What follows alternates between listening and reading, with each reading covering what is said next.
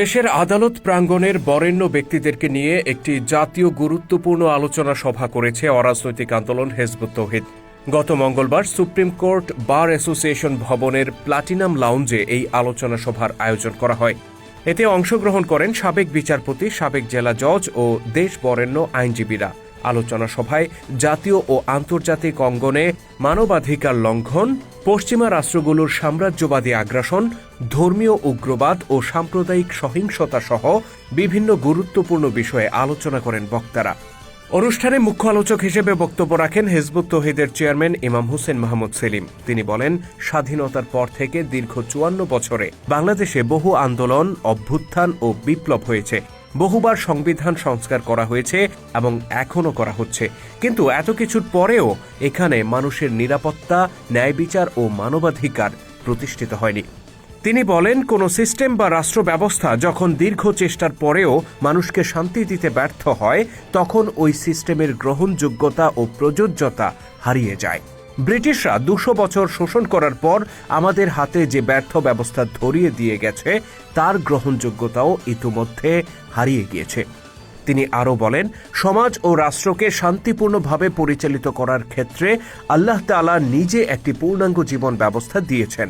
আজকের বাস্তবতায় ব্রিটিশদের রেখে যাওয়া ব্যবস্থার পরিবর্তে আল্লাহর দেয়া সেই পূর্ণাঙ্গ জীবন ব্যবস্থাই হতে পারে মানুষের মুক্তির একমাত্র পথ। ধর্মীয় উগ্রবাদের ব্যাপারে হিজবুত তৌহিদের এই নেতা বলেন, সব ধর্মেই কিছু উগ্র মতাদর্শের অনুসারী থাকে, কিন্তু সাম্রাজ্যবাদীরা পরিকল্পিতভাবে উগ্রবাদকে শুধুমাত্র ইসলামের সাথে ট্যাগিং করেছে। কোন মুসলিম রাষ্ট্র তাদের সাম্রাজ্যবাদী আগ্রাসনের বিরুদ্ধে প্রতিরোধ গড়ে তুললে তাদেরকেও তারা সন্ত্রাসী আখ্যা দিয়ে মাটির সাথে মিশিয়ে দিচ্ছে। গত কয়েক দশকে এভাবে তারা একটার পর একটা মুসলিম রাষ্ট্র ধ্বংস করে দিয়েছে। যেমন ইরানে হামলাটা হলো, এটা একটা নজিরবিহীন আক্রমণ। একজন ধর্মীয় নেতাকে তার ফ্যামিলি শুদ্ধ হত্যা করা হয়েছে।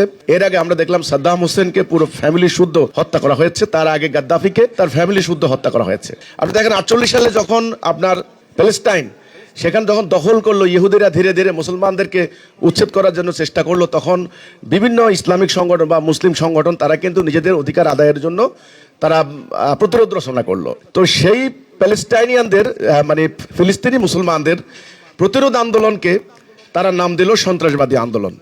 হিজবুত তৌহিদের ইমাম আশঙ্কা প্রকাশ করে বলেন, সাম্প্রতিক সময়ে বাংলাদেশে বিভিন্ন উগ্রবাদী গোষ্ঠী সক্রিয় হয়ে উঠেছে। শত শত মবের ঘটনা ঘটেছে, মাজার, গণমাধ্যম ও সাংস্কৃতিক প্রতিষ্ঠানে হামলা করা হয়েছে। এই ঘটনাগুলো আন্তর্জাতিক বিশ্বে বাংলাদেশের ব্যাপারে অত্যন্ত নেতিবাচক বার্তা তুলে ধরছে। এসব ঘটনার মধ্য দিয়ে বাংলাদেশেও সাম্রাজ্যবাদীদের আগ্রাসনের ক্ষেত্র প্রস্তুত করা হচ্ছে, এমন আশঙ্কা প্রকাশ করে হিজবুত তৌহিদের ইমাম বলেন, এই অবস্থায় দেশকে রক্ষা করতে হলে মানুষের সামনে ধর্মের সঠিক ব্যাখ্যা তথা কাউন্টার ন্যারেটিভ তুলে ধরতে হবে। কেননা ধর্মের বিকৃত ব্যাখ্যা দিয়েই মানুষকে সাম্প্রদায়িক দাঙ্গা, সন্ত্রাস ও সহিংসতার দিকে ধাবিত করা হয়। হিজবুত তৌহিদ এই লক্ষ্যে মাঠে ময়দানে কাজ করে যাচ্ছে উল্লেখ করে তিনি এ ব্যাপারে বিজ্ঞ বিচারক, আইনজীবী ও বিচার বিভাগের সকলের সহযোগিতা কামনা করেন। পাশাপাশি রাষ্ট্র ব্যবস্থার সংস্কারে হিজবুত তৌহিদের প্রস্তাবনা বিশ্লেষণ ও পর্যবেক্ষণ করার অনুরোধও জানান তিনি।